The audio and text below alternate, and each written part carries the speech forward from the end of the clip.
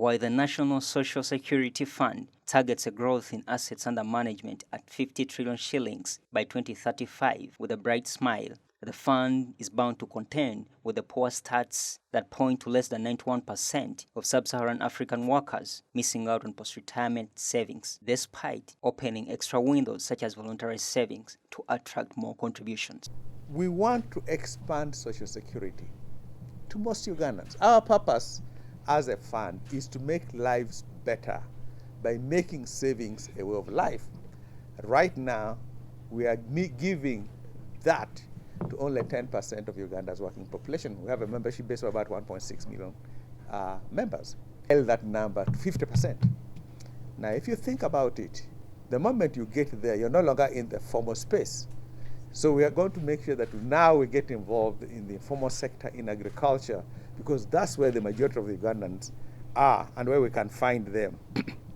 We want to do that and make sure that the engagement rate, the satisfaction rate of our staff remains at 95%, customers 95%, and of our stakeholders 95%.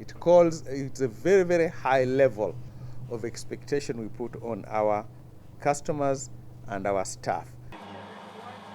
Just last year, the sector covered 14.6% of the country's eligible market, had 19.9 trillion assets under management, 3 million member accounts, 1.8 trillion contributions, and 1.4 trillion as paid benefits.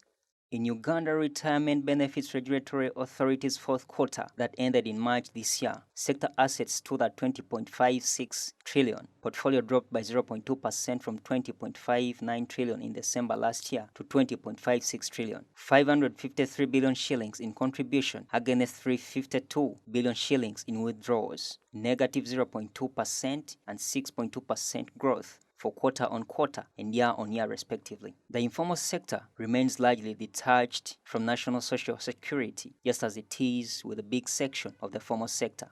With just 10% of the workforce remitting contributions to the fund, 2035 has been set as target to have amassed 50% of the working population. Then we'll get to 2035, we'll get to 50 trillion shillings by 2035.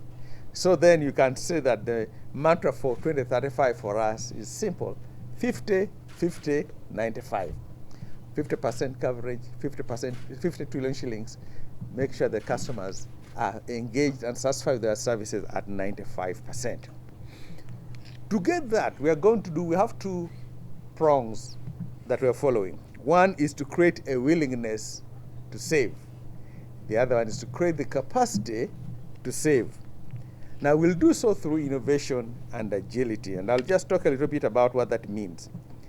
Creating a willingness to save means that we shall implement what we call empowerment programs, financial literacy, partnerships, increasing compliance, technology, so that we can serve our members as easily as how they want us to serve them. Youth are a key target heading forward, and as per Uganda's unemployment data, more efforts are required to support prudent employment and promote savings. To the fund, a sustainability strategy focused on job creation is necessary with interventions such as in agriculture and the innovation space. For example, the area of job creation, we're actually now very engaged in creating jobs. I mean, we have a program called the High Innovator, which was looking at startups in an area where you have the highest fatality of businesses. We've done 267 startups so far.